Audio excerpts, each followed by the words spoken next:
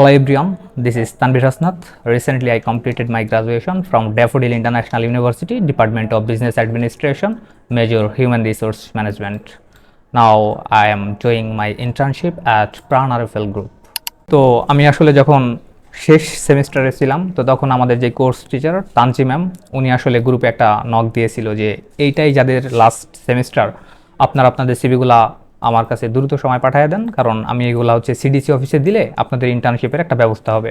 তো তারপর আসলে একদিন পরেই প্রাণ আরএফএল গ্রুপ থেকে আমার কাছে কল আসে, আমাকে একটা ডেট দেওয়া হয় এবং ওই ডেটে তারা আমাকে মেনশন করে দেয় যে আপনি ফর্মালি আসবেন এবং আপনার একটা লিখিত এবং একটা ইন্টারভিউ এক্সাম নেওয়া হবে।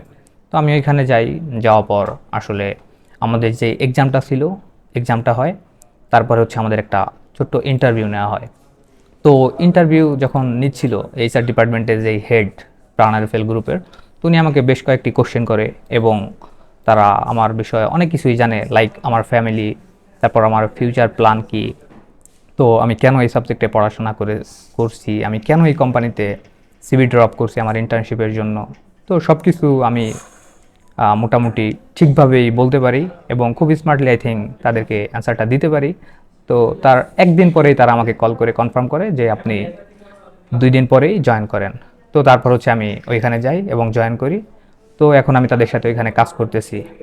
তো আসলে আমার মানে ইমিডিয়েট জুনিয়র বা নেক্সট টাইমে যারা আর কি ইন্টার্নশিপ করবেন তাদের জন্য জাস্ট আমি কয়েকটা কথা বলতে চাই। সেটা হচ্ছে যে আপনারা সবসময় আপনাদের যেই কোর্স টিচার অবশ্যই তাদের সাথে কানেক্টেড থাকবেন, কারণ তাদের কানেক্টিভিটি কিন্তু অনেক জায়গাতে। সো আপনি যদি তাদের সাথে গুড রিলেশন রাখেন বা তাদের সাথে যদি আপনার কানেকশনটা ভালো থাকে, সেক্ষেত্রে আপনি অনেক অপরচুনিটি পাবেন। এটা হচ্ছে ফার্স্ট থিং।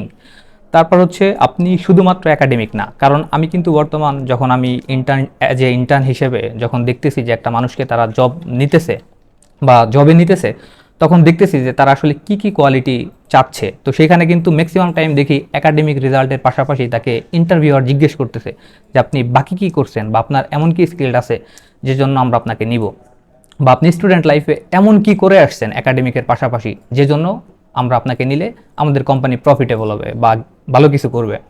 তো সেইখানে বলতে চাই যে আসলে শুধুমাত্র পড়াশোনা না, হ্যাঁ অবশ্যই পড়াশোনাটা ঠিক রাখতে হবে, একাডেমিক রেজাল্টের দিকে খেয়াল রাখতে হবে যেন সিজিপি অনেক ভালো আসে।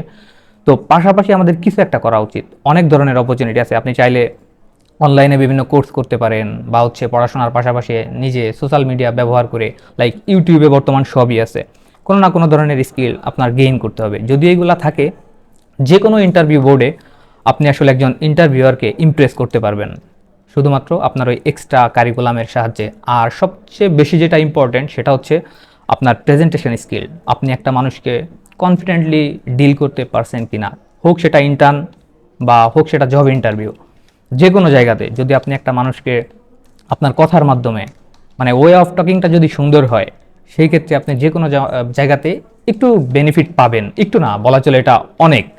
তো পাশাপাশি ইংলিশ স্পিকিংটাতে একটু নজর দিতে হবে, কারণ আমরা অনেক সময় দেখি যে আসলে বিবিএ এমবিএ কমপ্লিট করার পরেও বা অনার্স মাস্টার্স কমপ্লিট, কিন্তু তাদেরকে যখন ইন্টারভিউ বোর্ডে জিজ্ঞেস করে যে say something about your self, তো এই কোশ্চেনটার অ্যান্সারই তারা এমনভাবে দেয় যেন মনে হয় যে লাইক তারা 9-10-এর স্টুডেন্ট, যেটা মুখস্থ করছে ওইটাই। সো আপনি ওইভাবে না বলে একটু অ্যাডভান্স, একটু ট্রিকি, একটু স্মার্টলি যদি আপনার সম্পর্কে কিছু বলতে পারেন ইংলিশে, আপনার যদি ইংলিশ ল্যাঙ্গুয়েজটা একটু ভালো থাকে, প্রোনাউন্সিয়েশন, আপনার ওয়ে অফ টকিং, সেক্ষেত্রে যে কোনো ইন্টারভিউয়ার আর কি আপনাকে একটু অন্য নজরে দেখবে এবং আপনি যে কোনো জায়গায় বেশ অনেক বড় একটা অ্যাডভান্স পাবেন। আসলে আমি প্রথমেই ধন্যবাদ জানাতে চাই আমার যেই কোর্স টিচার তানসি ম্যাম তাকে, কারণ উনি যদি আমাকে ওই দিন না বলতেন হয়তো আমি সিডিসির সাথে যোগাযোগ করতে পারতাম না বা আমার সিভিটা সিডিসি পর্যন্ত আসতো না, প্রাণ আরএফএল পর্যন্ত হয়তো বা যেতেও না। তো এখানে আমি সম্পূর্ণ ক্রেডিট দিতে চাই আমার কোর্স টিচার, আমার অনারেবল ম্যামকে এবং সিডিসি এবং আমার ড্যাফোডিল ইউনিভার্সিটিকে। সো তাদের জন্যই হয়তো আজকে আমি এরকম একটা অপরচুনিটি পেয়েছি।